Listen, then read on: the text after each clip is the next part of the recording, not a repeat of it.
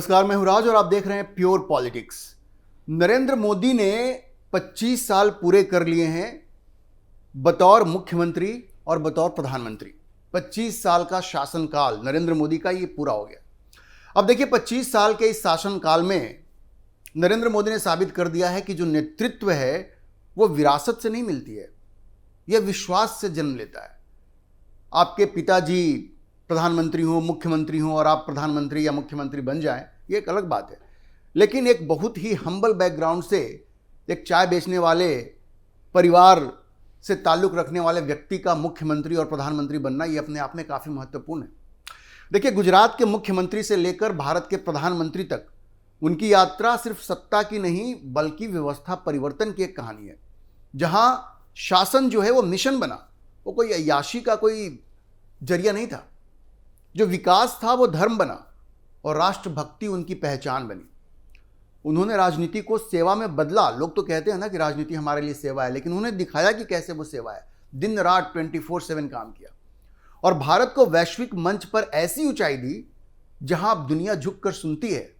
जब नरेंद्र मोदी बोलते हैं, भारत की बात को आज सारी दुनिया सुनती है। अब देखिए, नरेंद्र मोदी ने अपने 25 साल में जो कुछ हासिल किया है उसमें सबसे बड़ी चीज ये है कि उन्होंने तो कांग्रेस की कमर तोड़ दी है। जैसे वो कहते थे ना कि हम कांग्रेस मुक्त भारत बनाएंगे, तो आज समझिए कि वो धीरे धीरे उनका वो सपना भी पूरा होता हुआ दिख रहा है। क्योंकि आज की तारीख में कांग्रेस जो एक वक्त पूरे देश पर शासन करती थी, सिर्फ 3 राज्यों तक सिमट के रह गई है, कर्नाटक, तेलंगाना और हिमाचल प्रदेश, और कहीं नहीं है। और ये कमाल किसने किया है? ये नरेंद्र मोदी की नीतियों का ही असर है। क्योंकि पूरे देश में ये मैसेज गया। कर्नाटक में भी अगर भारतीय जनता पार्टी की अंदरूनी लड़ाई नहीं होती तो वहां भी कांग्रेस इतने दिनों तक सत्ता में नहीं बनी रहती। तो आप समझिए कि कांग्रेस की तो कमर तोड़ दी है नरेंद्र मोदी ने। गवर्नेंस का वो मॉडल पेश किया जिसकी तारीफ पूरे देश में ही नहीं बल्कि विदेशों में भी हो रही है। और जिस गति से भारत की अर्थव्यवस्था आगे बढ़ रही है, आप ये मैसेज देखिए, अर्थव्यवस्था जब आगे बढ़ती है तो सरकार के पास ज़्यादा पैसा होता है। जो वेलफेयर स्कीम्स हैं उस पर मोदी ने जिस तरह से खर्च किया है, उसका परिणाम आपको ये दिख रहा है कि कांग्रेस को आज पूरे देश ने नकार दिया है और सिर्फ 3 राज्यों तक वो सिमट के रह गई है।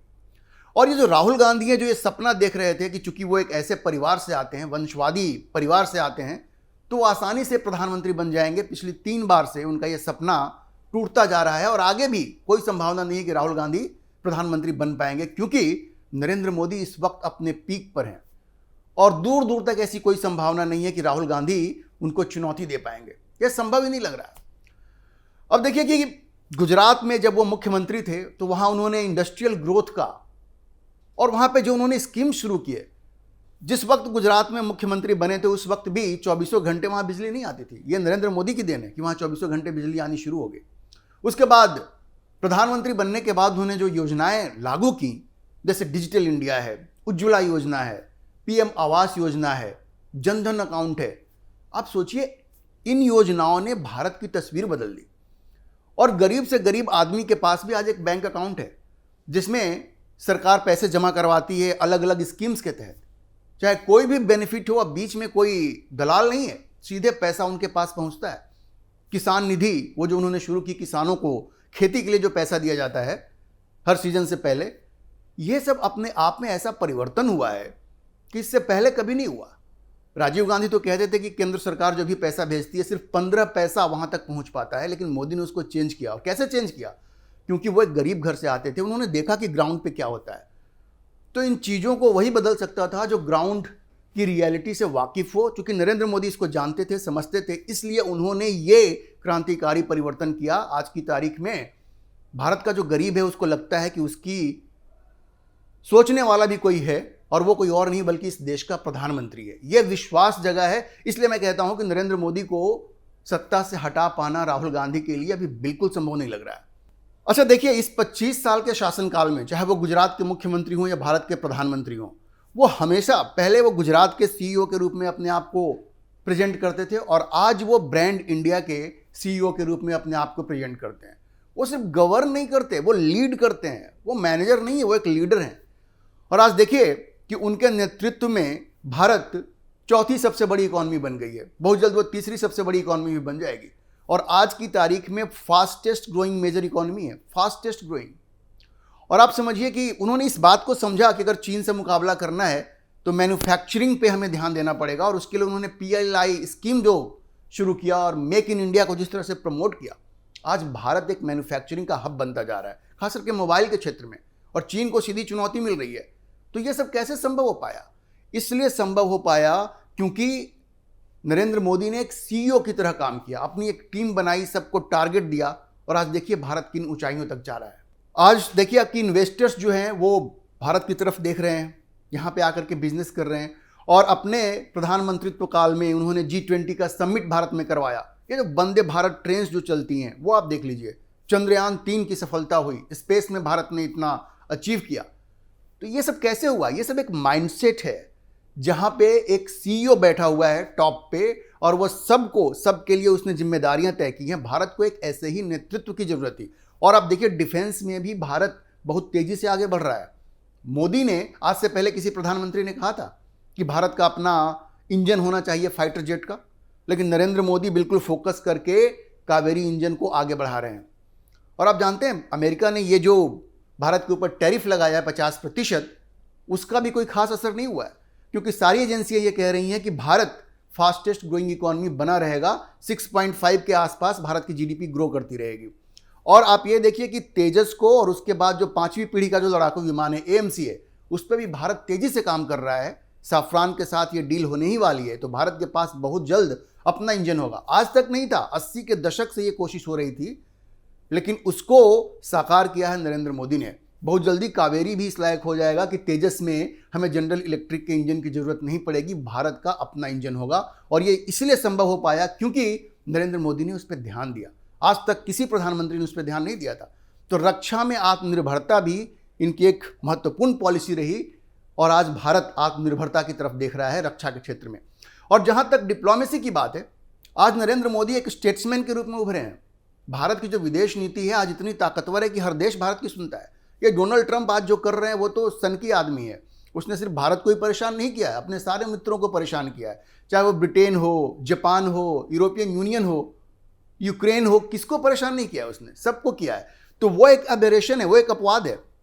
आप समझिए कि नरेंद्र मोदी ने भारत की विदेश नीति को इस तरह से बदला कि चारों तरफ भारत के पक्ष में बोलने वाले देशों का समूह आपको दिखाई देगा। और चीन के साथ चलिए गलवान में झड़प हुई, लेकिन आज देखिए चीन भी भारत के पास आ रहा है। याद रखिए जिनपिंग ने द्रौपदी मुर्मू को यह पत्र लिख करके कहा था कि हमें रास्ता बताइए कि कैसे भारत के साथ संबंध सामान्य हो सकते हैं। चीन को यह बात समझ में आ गई है कि वो मोदी को झुका नहीं सकते, और इसलिए अब वो दोस्ती चाहते हैं।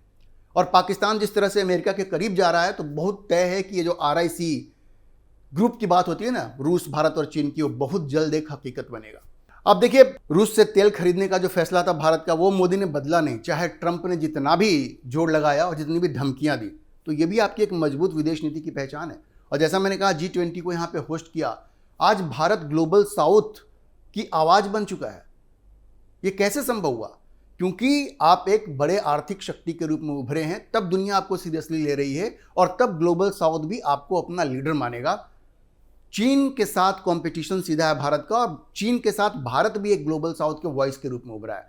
अब देखिए दुनिया के जितने भी बड़े नेता हैं, चाहे वो व्लादिमीर पुतिन हो, आपको याद होगा जब वो चीन गए थे तो कार में साथ बैठ करके उन्होंने यात्रा की थी, 45 मिनट तक वो बातचीत चली थी। जो बाइडन ने भी मोदी को स्ट्रांग लीडर कहा था। ये जो ट्रंप हैं उन्होंने तो मित्र कहा ही था। ये और बात है कि मित्रवत व्यवहार उनका बाद में रहा नहीं, क्योंकि उनको नोबेल प्राइज चाहिए। नरेंद्र मोदी तो वो कह नहीं सकते कि भाई तुम पाकिस्तान के साथ जो मुद्दे हैं उनमें कोई तुम बिचवान बन जाओ, मीडिएटर बन जाओ, वो एक अलग बात है। उनके अलावा जितने भी दुनिया के नेता हैं सबके साथ मोदी के अच्छे संबंध हैं, और ये विदेश नीति में भारत की सफलता को दिखाता है। अच्छा देखिए, नरेंद्र मोदी ने प्रचंड बहुमत होने के बावजूद भी धारा 356 का इस्तेमाल कभी नहीं किया अपने विरोधी सरकारों को प्रताड़ित करने के लिए या उनकी सरकार को डिसमिस करने के लिए, कभी नहीं किया। ममता बनर्जी ने भाजपा के कैडर को कितना प्रताड़ित किया। मोदी चाहते तो उस सरकार को बर्खास्त कर सकते थे, प्रचंड बहुमत था उनके पास, लेकिन उन्होंने ऐसा नहीं किया। तो ये समझिए लोकतंत्र की नींव को नरेंद्र मोदी ने मजबूत किया है, जबकि उनके विरोधी ये जो कांग्रेस थे वो कहते थे कि वो लोकतंत्र के लिए खतरा है। कांग्रेस का अपना इतिहास देखिए, धारा 356 कितनी बार लगाया है उन्होंने, कितनी सरकारों को बर्खास्त किया, लेकिन प्रचंड बहुमत होने के बाद भी नरेंद्र मोदी ने ऐसा नहीं किया। अच्छा दूसरी चीज़ ये है कि नरेंद्र मोदी ने जिस तरह से विकास और राष्ट्रवादी हिंदुत्व को ब्लेंड किया, मिलाया है, वो अपने आप में बेमिसाल है। वो हिंदुत्व के एक आइकॉन के रूप में भी उभरे हैं। जो हिंदुओं की एक जो इच्छा थी कि भाई उनके लिए भी बोलने वाला कोई हो, क्योंकि इस देश में जितनी राजनीतिक पार्टियां हैं वो सब तो मुसलमानों की बात करती हैं, हिंदुओं की बात करने वाला भी तो कोई होना चाहिए। तो हिंदुओं की बात करने वाला एक नेता हिंदुओं को चाहिए था, और वो नरेंद्र मोदी के रूप में हिंदुओं को मिला। तो समझिए एक राष्ट्रवादी हिंदुत्व को विकास के साथ उन्होंने ब्लेंड किया, और वो सारे निर्णय लिए जो जरूरी था। चाहे वो राम मंदिर का मुद्दा हो, अयोध्या में राम मंदिर आज तैयार है, आज खड़ा हुआ है। अगर नरेंद्र मोदी सरकार नहीं होती तो इस तरह से आपकी पैरवी सुप्रीम कोर्ट में नहीं होती और ये मंदिर भी नहीं बनता। कश्मीर से जिस तरह से आर्टिकल 370 को हटाया, वो भी अपने आप में एक मिसाल है। और कोई दूसरी सरकार ऐसा कर सकती थी, आप सोच भी नहीं सकते। आप सोच भी नहीं सकते जो मोदी ने करके दिखाया है। काशी, केदारनाथ, ये सब जगह आप देखें, काशी में भी उन्होंने मंदिर बनवाया, एक तरह से पुनरुद्धार हुआ, केदारनाथ में हुआ। तो एक हिंदुत्व के आइकॉन के रूप में भी वो उभरे हैं। अच्छा देखिए, आज की तारीख में पूरे देश में या भारत की संसद में अब कोई इस बात को कहने से नहीं घबराता कि मैं हिंदू हूँ। आज हर कोई गर्व के साथ कह सकता है कि मैं हिंदू हूँ। पॉलिटिशियंस कहते हैं, संसद में ये बात कही जाती है। 2014 से पहले किसी को ये कहने का साहस नहीं था, क्योंकि लोग आपका मजाक उड़ा सकते थे। आज कोई ये हिम्मत नहीं कर सकता। एक कल्चरल रूट जो है उसको नरेंद्र मोदी ने पूरी तरह से फिर से उभारा है, और लोग आज अपने हिंदू विरासत पे गर्व करते हैं। तो देखिए, 25 वर्षों के बाद तस्वीर बिल्कुल साफ है। नरेंद्र मोदी सिर्फ एक नाम नहीं है, बल्कि एक युग है। उन्होंने भारत को डर से भरोसे तक, भ्रष्टाचार से विकास तक और विभाजन से राष्ट्रीय एकता तक पहुंचाया है। एक नया मिसाल कायम किया उन्होंने। वो सिर्फ एक नेता के तौर पे नहीं आए, एक विचार के तौर पे आए हैं, जिसने हर भारतीय को अपने भीतर का भारत दिखाया है। आज इतिहास ये कह रहा है कि नरेंद्र मोदी ने देश नहीं बदला, देश का आत्मविश्वास लौटा दिया है। और ये है नरेंद्र मोदी, जो जिनके पास भारत का नेतृत्व है और भारत का स्वाभिमान भी है। अभी के लिए इतना ही। आप इस विषय पर क्या सोचते हैं, अपनी राय कमेंट बॉक्स में जरूर लिखें। और अगर आपको वीडियो पसंद आया हो तो आप इसे लाइक करें, शेयर करें और हमारे चैनल को सब्सक्राइब जरूर करें।